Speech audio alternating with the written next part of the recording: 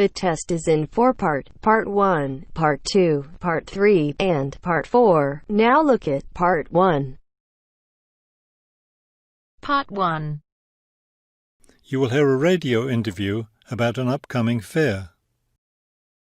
First, you have some time to look at questions 1 to 4.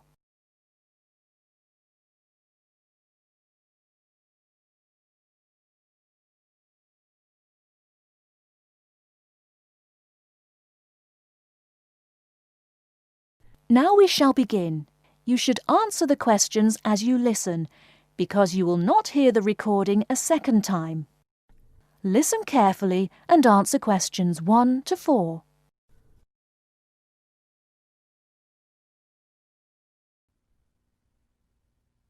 Good afternoon and welcome to City Hour, the radio show that brings you all the latest information about events in and around our city.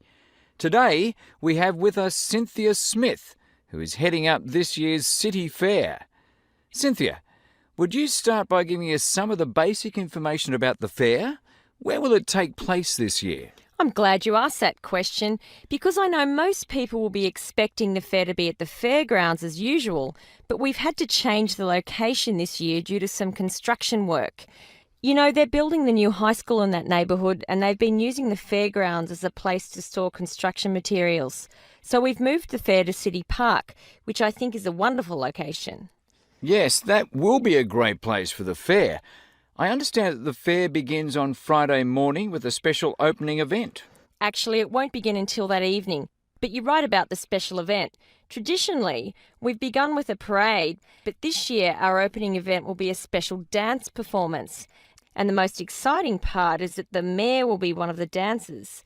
The mayor is a woman of many talents. Cynthia, could you tell our listeners about the price of admission? What will it cost to attend the fair?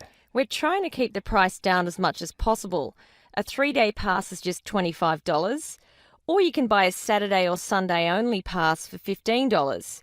The opening event on Friday, the dance performance, doesn't cost anything to attend, and we're hoping a lot of people will come to watch that.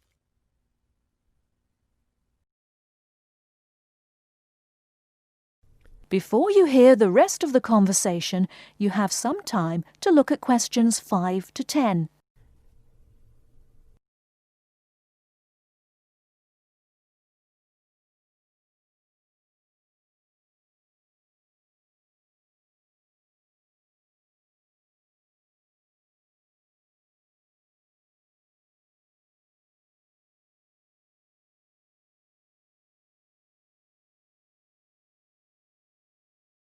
Now listen and answer questions 5 to 10.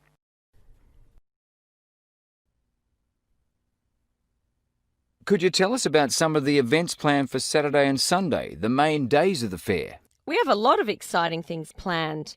There are a number of events especially for children, including a clown show on Saturday afternoon. On Saturday evening, we've got an event that can be enjoyed by the whole family, a concert by the lake. I'm sure that will be a popular event.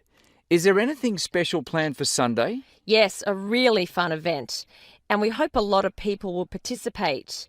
There'll be a singing contest in the afternoon. It's open to everyone at no charge. It doesn't matter whether you're an experienced singer or not. If you've always dreamed of singing on stage, this is your chance. That sounds like a lot of fun. I think it will be. I'd also like your listeners to know that besides the special events I've mentioned, there will be things taking place all weekend. For example, at the food court, international food will be served. You'll be able to sample dishes from all around the world. There will also be special games for children at different locations around the fair. Will there be things people can buy, souvenirs, anything like that? We have a large area set aside where there will be crafts for sale.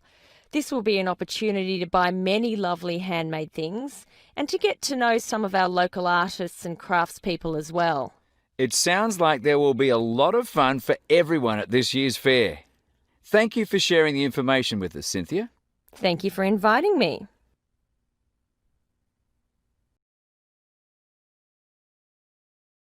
That is the end of Part 1. You now have half a minute to check your answers.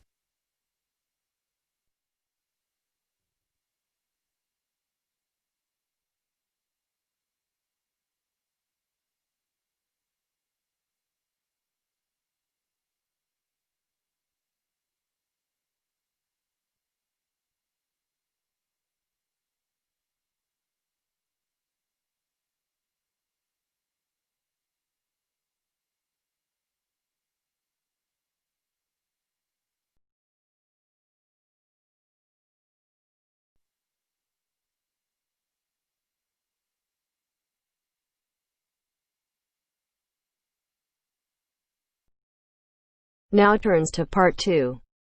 Part 2. You will hear the general manager of a golf club talking to some people who would like to become members. First, you will have time to look at questions 11 to 16.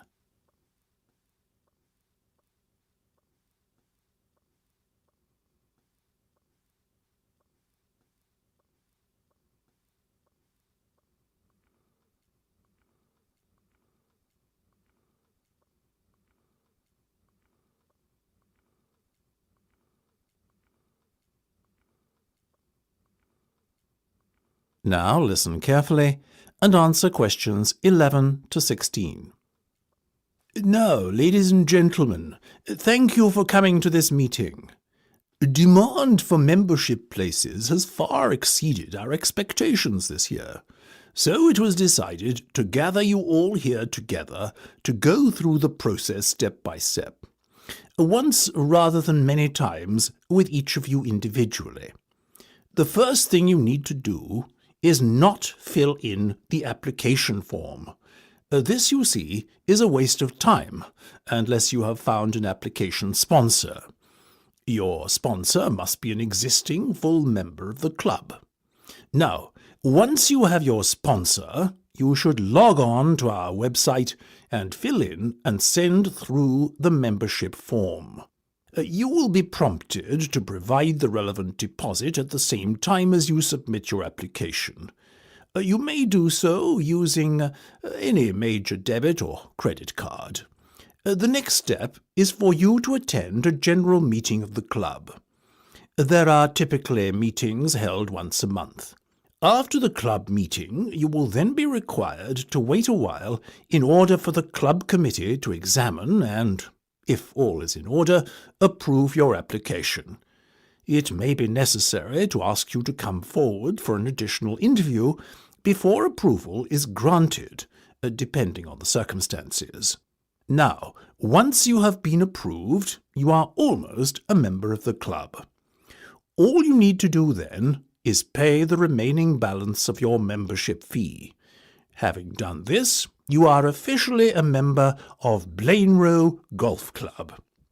However, you cannot start to play in competitions until you have acquired your handicap. In order to do this, you must send in 3 cards. The committee will then issue you with a club handicap within 7 days on the basis of how you performed in each of the 3 rounds you played.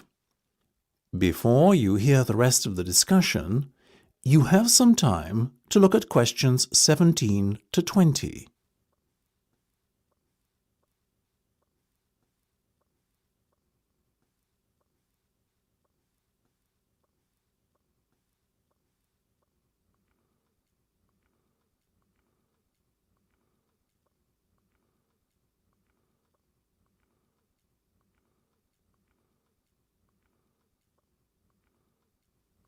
Now listen and answer questions 17 to 20. Now, I won't spend much more than a few minutes on this, but let's go through the different membership types quickly now. Remember, all the information I'm about to give you and more is available on our website. The first category is Full Ordinary Member. Basically, this is a full membership that gives you full playing rights during competitions, and for casual golf as well. It costs £10,000 to become a full member, or alternatively, 4 instalments of £2,500. Our next category is associate. This is for a golfer who is already a member of a club but wants to join ours too, while keeping his existing club as his main club. You have the same rights as a full member, but the cost is £9,000. I must remind you that there is a limited number of memberships of this kind available. 5-day members pay £5,000 to join, and this payment can be put towards becoming a full member at a later date if you would like to upgrade your membership status. You enjoy full playing rights during casual play and can play in all weekday competitions. However, you cannot enter competitions at the weekend. Intermediate membership is open to golfers under the age of 25 and costs £1,800, as do the other remaining membership types: junior, senior, and overseas. If you are an intermediate member, you too have full playing rights for casual play. However, you can only play in competition if a full member of the club invites you to join him. Junior members are aged between 12 and 18.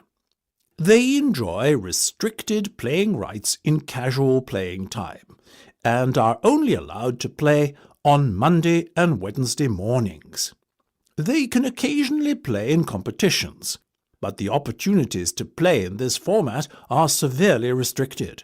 Senior members enjoy full rights at all times, and overseas members can play on the course casually at any time, and can enter competitions if invited to do so by a full member of the club.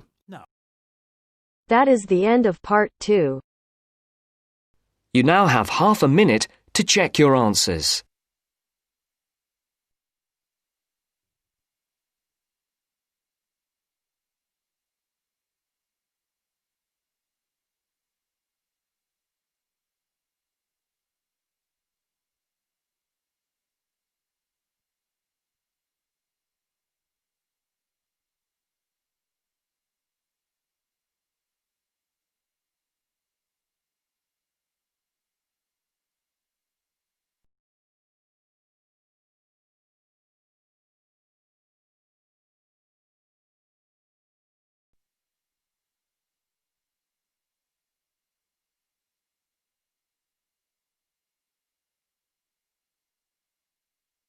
Now turns to part 3.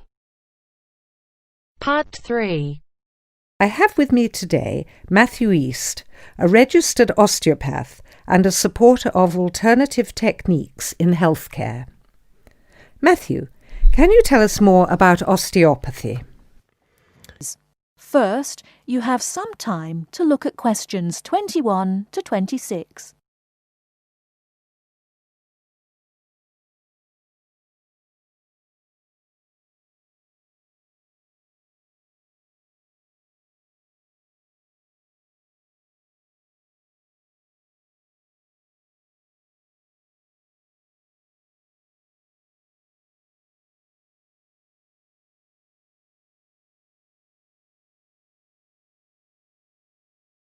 Now listen carefully and answer questions 21 to 26.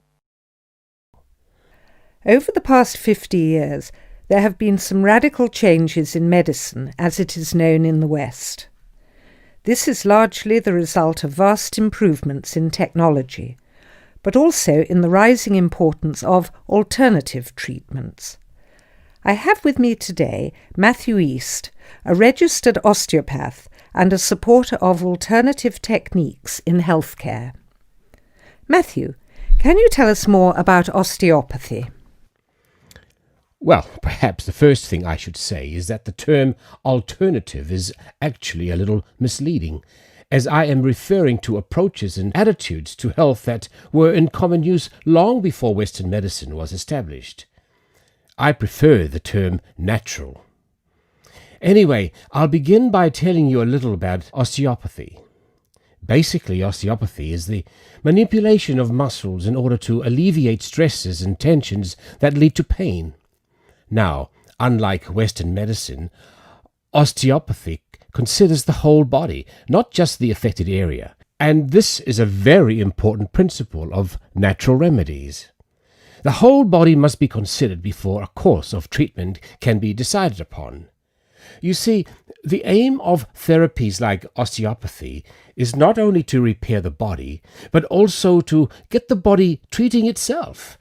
And this does not come from treating the symptoms. To give an example, I recently treated a 2-month-old baby who was screaming all day and was even worse at night. The couple had taken the baby to their doctor, but the only advice they were given was that the baby would grow out of it. However, the real problem stemmed from a difficult birth, which put pressure on the baby's neck. After 10 minutes of gentle manipulation, the pressure was released, and within 20 minutes the baby was quiet and calm for the first time. This was achieved without drugs or operations. Avoiding such invasive methods of treatment highlights another of the differences between Western medicine and a more natural approach.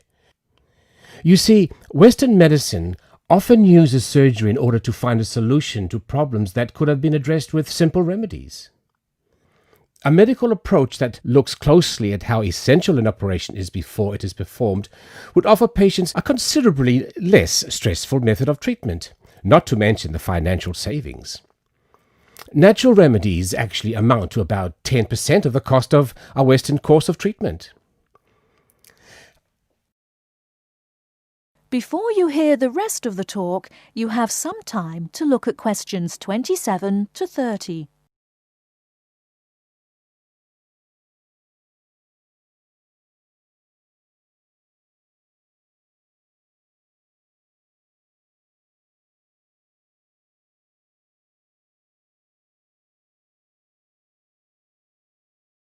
Now listen and answer questions 27 to 30.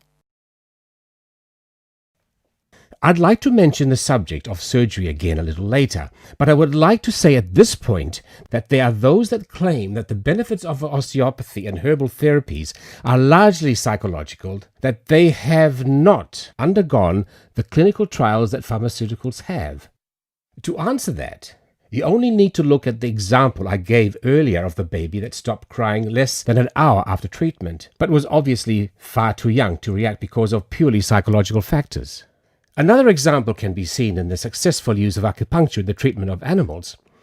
In response to criticism regarding clinical trials, it is worth noting that the power of pharmaceutical companies is such that, although some drugs fail the standards required of them, they are sometimes still prescribed by doctors.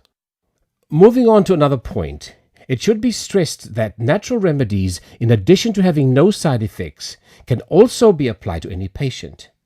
Now, I'm not suggesting that the same treatments are used indiscriminately. Although natural remedies can be used with any age group, the treatment selected is very specific to the person.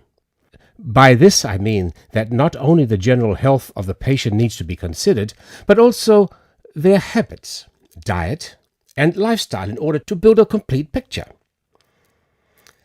However, I am not suggesting that we should reject Western medicine entirely. In fact, there have been occasions when I have referred patients to their doctor, as I felt that in those cases it was the most suitable course of action.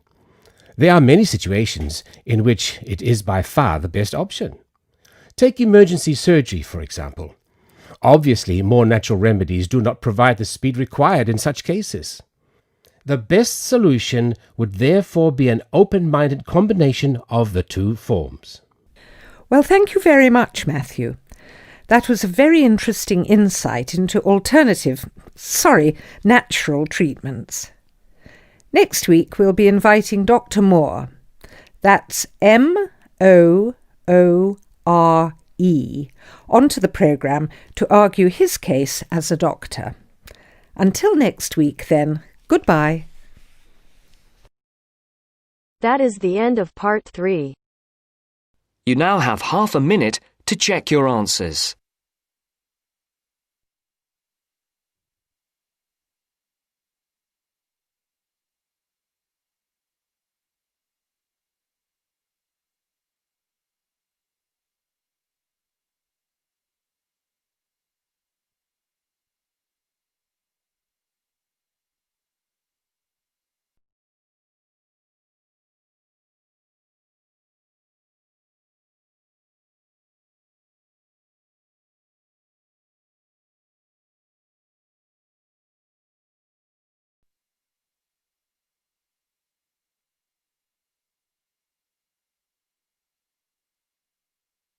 Now turns to Part 4. Part 4. You are going to hear a talk about some British customs. Listen to the talk and complete the notes below. First, you have some time to look at questions 31 to 40.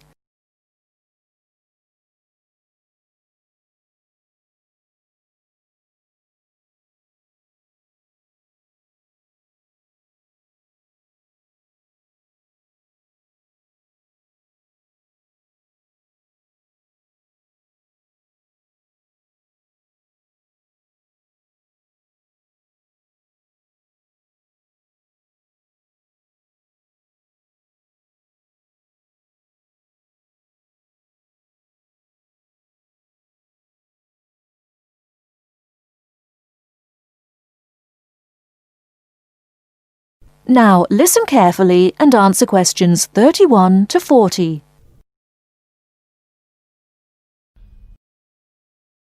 Good morning.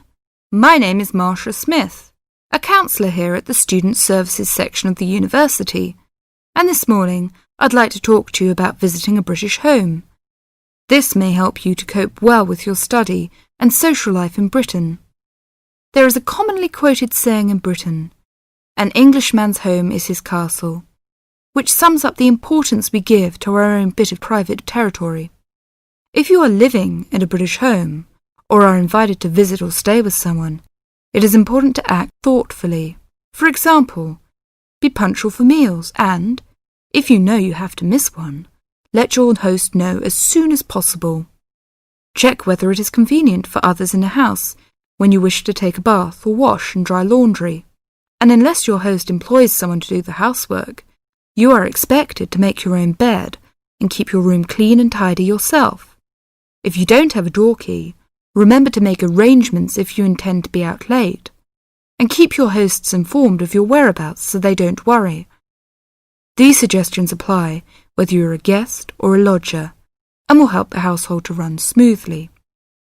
If you're staying as a guest of a British family, or even visiting for one meal, it is customary to take a small gift of flowers, chocolates, or something to drink. Don't spend too much, as this could embarrass your hosts. If you're staying for several days as a guest, it is usual to give a small present when you leave. Usually, you will get onto first-name terms with people you meet quite naturally and quickly.